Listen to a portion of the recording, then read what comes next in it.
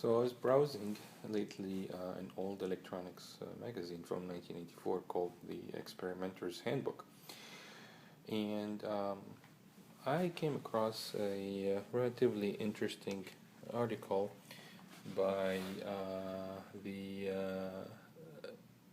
famed Les Solomon, who was the editor of Popular Electronics back in the 70s, and who essentially helped introduce the Altair computer, the first personal computer, to the masses by publishing about it in Popular Electronics. In any case, so Les apparently designed a circuit for this magazine, the Experimenter's Handbook, which essentially converted a regular oscilloscope into a multi-channel logic analyzer. Logic analyzers are pretty expensive as standalone equipments, not to mention the oscilloscope itself. And so at the time, being able to use a regular oscilloscope as a logic analyzer, especially if you worked with digital circuits and computers, was quite a boon. And so the circuit essentially is very simple to understand. It consists of a 7493 4-bit counter driven by a clock which outputs 4-bit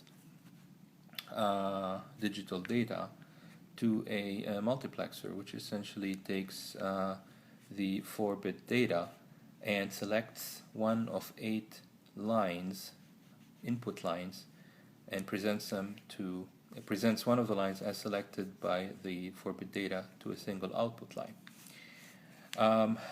That data, these lines are actually also run through a rudimentary digital to analog converter comprised primarily from resistors, which create, along with a resistor at the base here connected to ground, they create a certain voltage divider. And these resistor values obviously increase from 1, 2, and to 4Ks, and then you have two 10K resistors right here. And essentially with that, each one of these line combinations creates a different voltage level at the output, which is the scope. And so you're able to create 8 different traces if you're able to alternate between the traces very quickly. Essentially, if you're running the counter at a certain speed, you'll be able to see essentially 8 traces instead of a single trace, even on a single channel oscilloscope. The synchronization of the oscilloscope screen is done by running the clock output to the external sink of the oscilloscope. So I thought this was pretty interesting and fairly easy to build. So I went ahead and did just that and built it. I created a homebrew PCB, printed circuit board, which I did myself using a software called Circuit Wizard, and then used a photosensitive PCB to imprint a design, develop it, and etch it, etc. There are multiple methods of doing that. You can find that on the net. And as an afterthought, I decided to add a couple of potentiometers here instead of a couple of the resistors, namely to be able to adjust the input level and the signal height on the scope. The circuit is essentially the same. You have the 4-bit counter, the multiplexer, and this is just an inverter chip, a 7404. This is a crystal here. I'm using a 1 megahertz crystal, but you can use really pretty much anything you have on hand. The multiplexer has 8 lines coming out of it, which are essentially your logic probes. There is a scope probe that goes to the scope, and a sync probe that goes to your oscilloscope syncing input. In this setup here, to demonstrate the function of this logic channel analyzer, I connected the logic probes to a simple decade counter, and connected those to a venerable but still quite functional Heathkit oscilloscope model 10-4105. I got this oscilloscope at a Hamfest back in the mid-90s for about $50, with all the associated building manuals and other documentation, and it still functions perfectly. So I connected this circuit to the oscilloscope. Remember, this is a single channel 5 megahertz oscilloscope. Very basic, doesn't really get much more basic than that.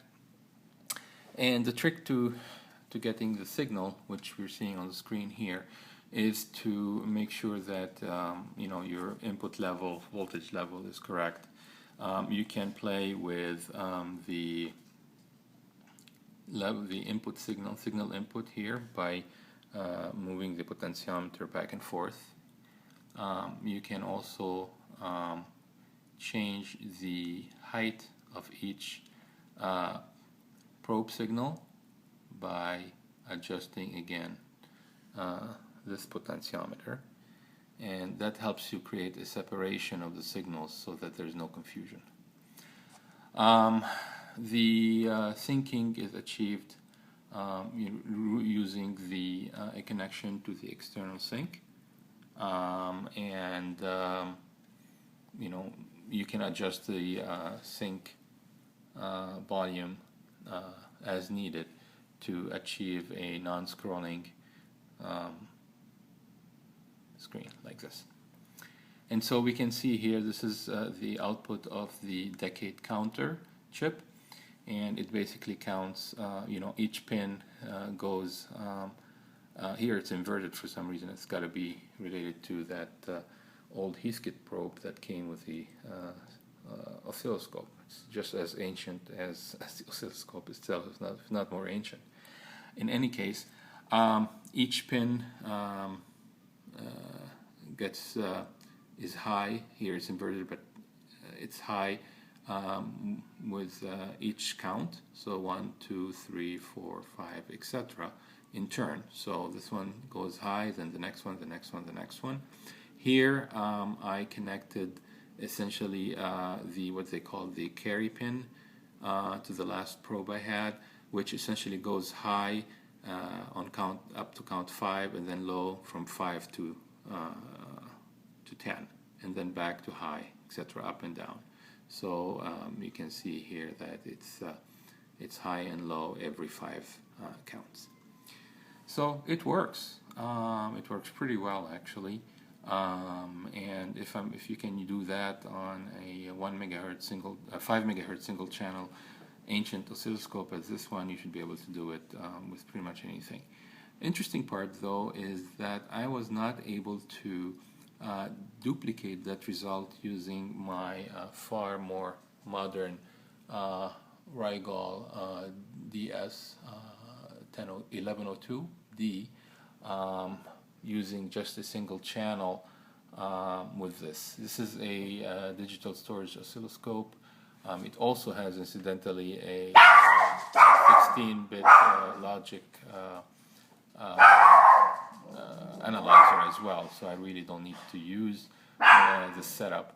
But it was interesting to note that this did not work with a modern oscilloscope, digital oscilloscope. Perhaps I did not set up the controls correctly. It's quite possible. This oscilloscope has quite a few features, and I don't think I have mastered every single one of them. In any case, so this is really the setup that I used, and I thought it would be interesting to share this. Thank you for watching.